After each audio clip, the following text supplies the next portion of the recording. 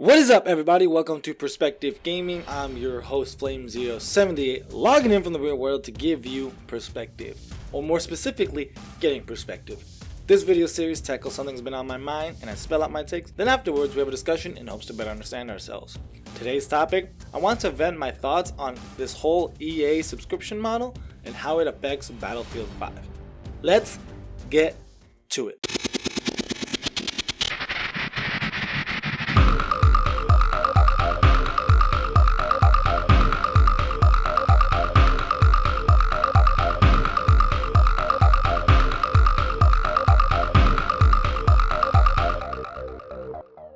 This whole situation's a bit of a shock to me. It may have been because I've been under a rock, honestly. My life has been kind of in shambles for the past couple of weeks. Or this has been quietly done by EA and they've been very careful in their marketing with this. Either way, this whole EA subscription model needs to be talked about because I think it has some very big flaws. So, taking a step back, if you're not aware, Battlefield 5 is releasing in a weird way. Depending on what you're putting into the game in terms of money will determine when you will get access to the game. And if this sounds complicated and weird, well, it's because it kind of is. On screen, you'll see this graphic that really breaks down what is going on. So starting from PC and then moving down. If you have a subscription to EA Premier, you're lucky if you have been playing the game since November 9th. So you guys have been having fun enjoying the game. Lucky you. If you have the basic subscription, EA Basic, then you just get 10 hours of the game before release, which is November 20th. Odd, but whatever. Moving on. For Xbox, the basic subscription is called EA Access, and it kind of involves the same thing as the PC EA Basic, which is you get 10-hour trial for the release. If you're on PS4, you get nothing. So that is the people who own subscriptions. So what about the people who just kind of flat out and bought the game? Well, if you got the deluxe edition, then you can start playing on November 15th. And well, everyone else, you start on the 20th when the release date is. And this is just weird. Not only because it complicates the whole release date thing, because technically it's been released since November 9th, but it says November 20th. Yeah, weird, I know. But I think it is important to understand what these subscriptions are. For all intents and purposes, this is EA's version of the Xbox Game Pass. You pay a fee every month and you basically get a list of games you have access to. You know, Netflix style. This Netflix style service comes in two tiers, and here are the biggest differences straight from the website. So the first key difference you see is that the Premier you get access to extra content. Wait, extra content? What the hell does that mean? According to here, it says it can cost maybe up to $20 per game. So with that language, are they talking about the DLC, the season passes? Huh? Anyway, we'll touch upon that about later, but that is a difference between basic and Premier. The next is talking about early access to a game, which kind of we touched upon already. For basic, you get just 10 hours of playtime before release, and then you have to wait for the full game to release. And then for Premier, you get the full game.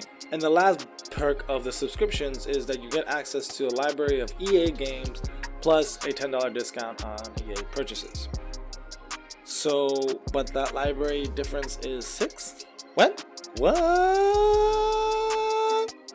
At this point, I want to clarify this is only for PC. The Xbox version only gets, the basic EA Basic version, but it's called EA Early Access or EA Access or something like that. And again, there is nothing for the PS4. So what the hell? On the surface, this sounds simple and good. Game Pass is a good deal, in my opinion. So this should be too. The issue really lies in this whole access to games thing. It throws off everything. It sounds good on paper, but in reality, this is just dicking over consumers. If you don't like the idea of basically renting the game, you get punished. And this is just wrong. And this is really wrong because it just basically screws over every console customer. If you're a console player, you're basically going to have to wait, point blank. Whatever they decide the release date to be, that is what you're gonna play. And I don't like that kind of message.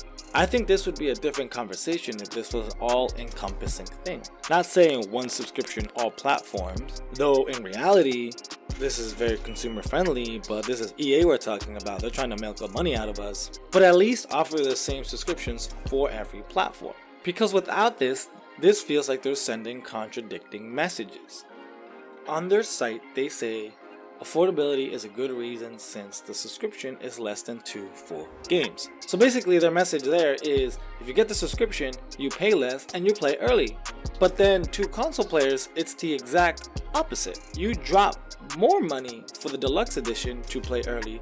Granted, it's not as early as subscription, but early is early, and you get asked out if you just buy the game at standard price. What kind of marketing is that? To one group of consumers, you're saying one thing. To the other, you're saying the exact opposite. What is the deal here? That's just poor business marketing, in my opinion.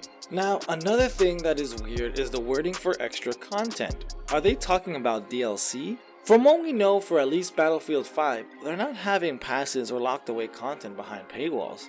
So the extras, what are you getting in Battlefield 5? At least the answer to this question is pretty simple. The subscription owners will get access to whatever the deluxe edition buyers will get. So all those cosmetic add-ons, because none of those content is actually game content. But that's just this game. What are they referencing when they talk about future games like Anthem? Would it be wrong to assume that at base value, we should just take that as anything that comes from a non-standard edition, like those bonuses from the deluxe edition or the premium editions, you will get access to if you own the subscription? I mean, I could be wrong and that could be totally misleading, but at least that's what I would interpret that as. But as of right now, that sounds very confusing. Another thing that might come up in your reading about this and trying to understand what the hell EA is doing is, are they really even going to make money like this in a subscription model?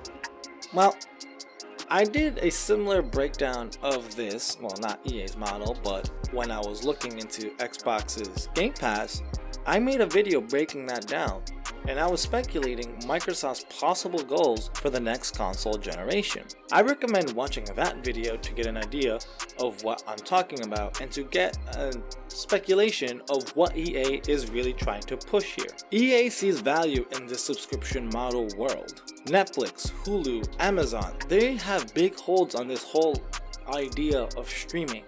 And what streaming really is you're paying for access of a library that you're basically renting.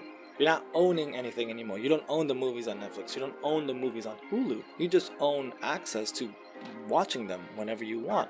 And when you stop paying, you lose access. I mean, Disney and DC Comics are also following suit.